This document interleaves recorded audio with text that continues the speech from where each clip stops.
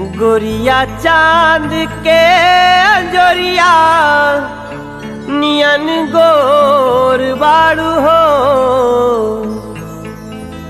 तो हर जोड़ केहू नहीं खे बेजोड़ बाड़ू हो। तो हर जोड़ केहू नहीं खे बेजोड़